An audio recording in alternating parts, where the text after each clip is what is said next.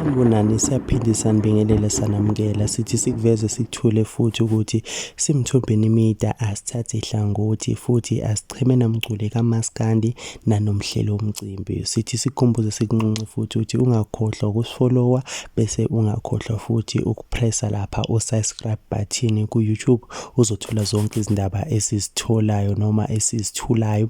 Ungakhohlwa futhi nokushiya comment yakho bese uyalike ngokunjalo bese ushare lona udaba esivuka ngalo noma esilale ngalo osukwini la izolo ilezi ezithi umjabulisi umculi kaMaskandi uzomkhumbula nge-24 hours, uzomkhumbula ngengoma yakhe enhle kakhulu. Umculi kaMaskandi uvezile ukuthi akasekho ngaphansi kwekhampani ebekade engaphansi kwayo ngendlela noma ngesimo sokungaboni ngasolinye. Ekhasini lakhe la Facebook ubhalile wasiveza istatement sokuthi ku-2023 no-2024 wayekade esalile engomunye wabaculi ababekade bengakhokheliwe. Kuthe seyikhokhile umcineka lowo mali ikhampani yase ifuna iphesenti elithize. Uthe mayeveza lapha ku Facebook waphinde wakuveza ukuthi ikhampani ifune u50% lokho okungamphathanga kahle ngokwe-athi ngoba ukholelwa ukuthi konke bekumele kuze kuyena. Okunye ethe wakuveza futhi washo ukuthi umsebenzi wakhe wenza kahle lapha online kodwa akwenzeki okumele kwenzeke. Waveza futhi ukuthi uzokwazi ukuthi azimele.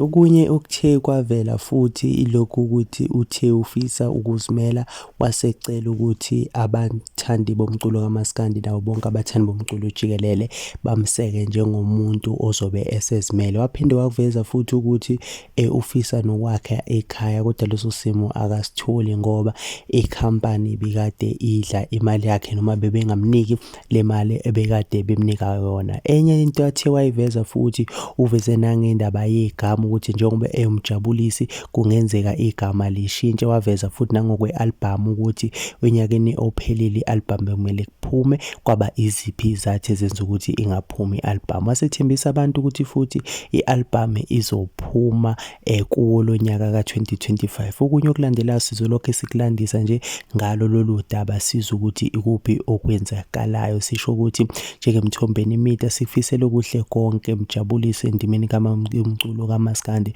oqhubeke uphokophele uye phambili. Asiza ukuphawula kwakho kuma-comment ukuthi wena uthini ngalolu daba lamjabulisi njengoba sekwazi ukuthi aphumele ubala ngalo lolu daba alithintile lokungaphatheki kahle ekhampani.